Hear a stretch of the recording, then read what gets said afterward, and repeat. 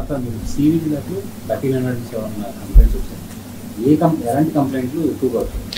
అంటే దాంట్లో మోస్ట్లీ సివిజిల్లో ఇప్పుడు ఈ ఎంసీసీ వయలేషన్, అంటే గోడ రాతుంది, లేకపోతే సమ్ పోస్టర్స్ ఉన్నాయి, బ్యానర్స్ అక్కడ ఉన్నాయి, ప్రైవేట్లో ఉంది, గవర్నమెంట్లో ఉంది, ఇట్లాంటివి ఎక్కువ వస్తున్నాయి.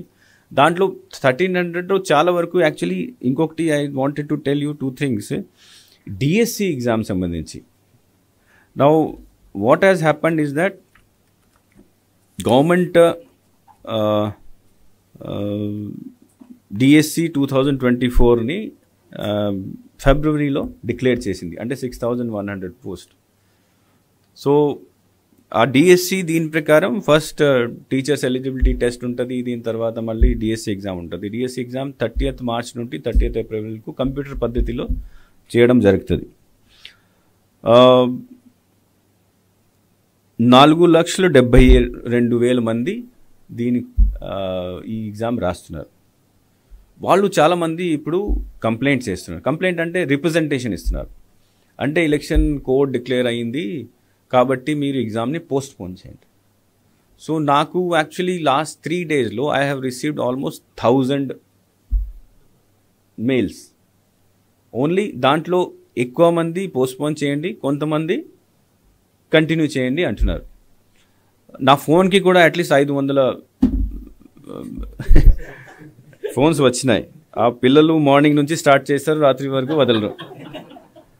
సో ఇట్ హ్యాస్ నా ఎలక్షన్ కమిషన్ డైరెక్షన్స్ ప్రకారం స్టాచ్యుటరీ అథారిటీ ఏమైనా ఉంటే, స్టాచ్యుటరీ అథారిటీ అంటే యూపీఎస్సి, ఎస్ఎస్సి, ఏపీపీఎస్సి, వాళ్ళ సంబంధించి అపాయింట్మెంట్ ఎక్కడైనా ఉంటే అది కంటిన్యూ చేసుకోవచ్చు. నాన్ స్టాచ్యుటరీ అపాయింట్మెంట్ ఎక్కడైనా ఉంటే అది పర్మిషన్ తీసుకోవాలి. సో ఇది వచ్చిన తర్వాత మేము ఎడ్యుకేషన్ డిపార్ట్మెంట్కి రాసాము. ఎడ్యుకేషన్ డిపార్ట్మెంట్ ఇప్పుడు ఎలక్షన్ కమిషన్కి పర్మిషన్ కోసం ఫైల్ అక్కడ వెళ్తుంది. వాళ్ళు అంతా ఎప్పుడు చేశారు, ఎందుకు చేస్తున్నారు, ఏం చేస్తారు, దాంట్లో ఎంతమంది పిల్లలు ఉన్నారు, జస్టిఫికేషన్ రాసేసి ఇప్పుడు నిన్న ఒక స్క్రీనింగ్ కమిటీ ఏర్పాటు చేసాము. సిఎస్ గారి ఈజ్ ద చైర్మన్. సో ఆ స్క్రీనింగ్ కమిటీలో పెట్టి ఈరోజు బహుశా ఉండకపోవచ్చు, రేపు మనం ఎలక్షన్ కమిషన్కి పంపిస్తాము.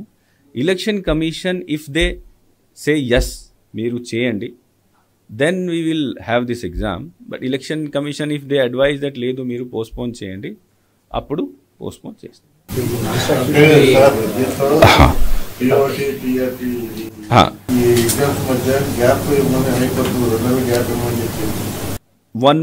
4 weeks 1 month గ్యాప్ అని చెప్పింది.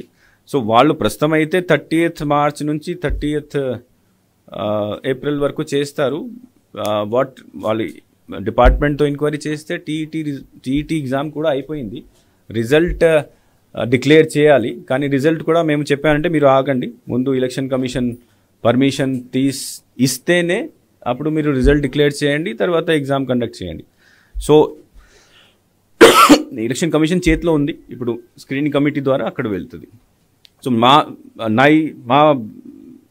మై ఇంటెన్షన్ ఇస్ దట్, మా రిక్వెస్ట్ మీ అందరితో అంటే మీరు ఒక పేపర్లో ఇది please publish it, saying that we have registered there request.